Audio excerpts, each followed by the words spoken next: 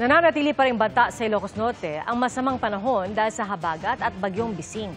Bawal pa rin ang pagpalaot dahil sa malakas na ulan. At mula sa Pagudpud, Ilocos Norte, nakatutok live si Darlene Tay. Darlene? Pia, katitila lang ng malakas na ulan na may kasama ring malakas na hangin dito sa bayan ng Pagudpud.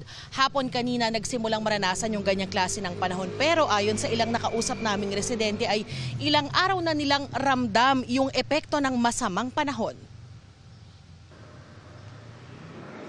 Buong araw makulimlim sa Pagudpud, Ilocos Norte. Pabugso-bugso ang malakas na hangin. Panaka-naka naman ang ulan lalo sa hapon. Pero mas maayos na ang panahon ngayon kumpara kahapon at sa mga nakaraang araw. Kaya si BJ sumisid na para mamana ng isda matapos matigil ng 5 araw. Matumal ngayon, ma'am, kasi maano yung malabo yung tubig ngayon. Bakit? Kasi may bagyo. Ilang pirasong maliit na isda at pulita lang ang nakuha niya. Sakto lang sa pang-ulam, pero wala pa rin siyang kita. Inabutan naman namin ng ilang residenteng nagtutulong-tulong hatakin sa pampang ang lambat ng isang papabalik na bangka ng mangingisda. Konti. Kasi may bagyo kasi. Wala pang 3 kilo ang mga isda, puro butete pa. Kaya itinapon din ang karamihan sa dagat. Wala na naman daw kita si Richard na 1 linggo na raw hindi nakakapangisda. Talang ganyan ang fisherman man. Kahit walang huli, pwede na rin.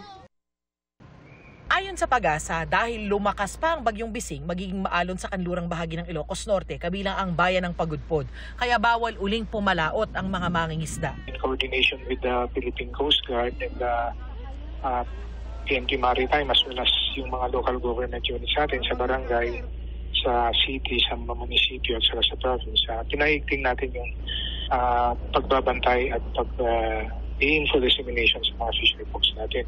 Na huwag munang pumalaot habang malakas yung alon.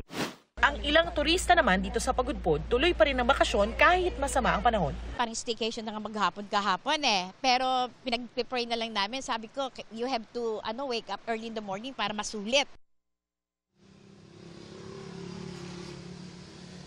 Pia, hindi raw ibinababa yung alerto sa buong probinsya. Nananatili raw nakahanda ang provincial government sa anumang magiging epekto ng bagyo.